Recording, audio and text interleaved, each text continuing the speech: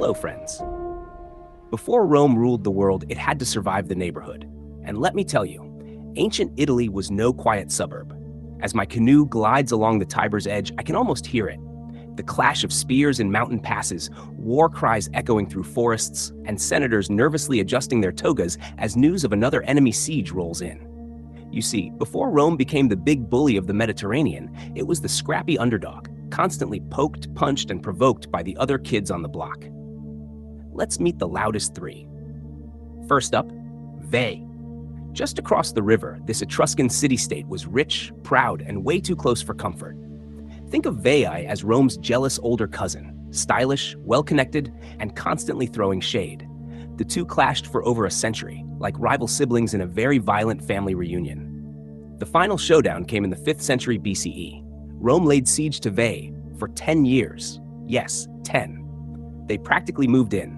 But then came a Roman named Camillus, general, tactician, and part-time miracle worker.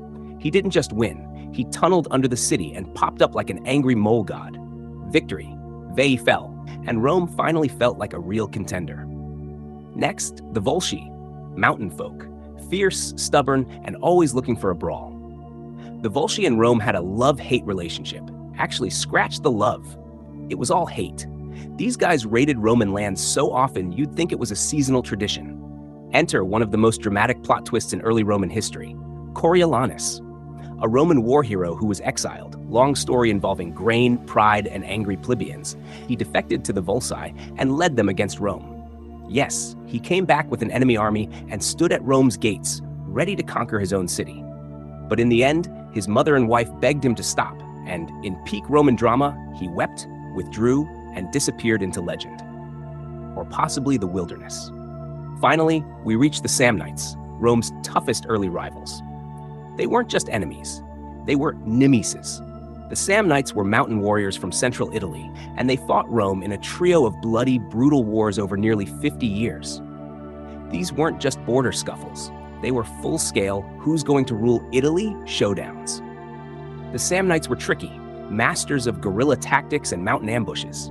Rome, still figuring out how to be an empire, got a few punches to the gut. One time, at the Caudine Forks, the Roman army was trapped in a mountain pass and forced to surrender, without a fight.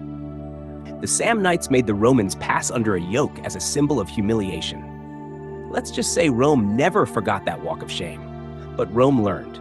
It adapted, reorganized, and came back stronger each time. The Samnites may have dented Rome's pride, but they also sharpened its sword. These early enemies were more than obstacles. They were Rome's teachers, shaping its army, tactics, and hunger for dominance. The river curves gently as I paddle forward, and I wonder, would Rome have become Rome without these early trials? Probably not. Greatness, after all, is forged in the fire of resistance, and often in the hills just outside your own backyard. But Rome was starting to think bigger. Alliances, coalitions, shared victories.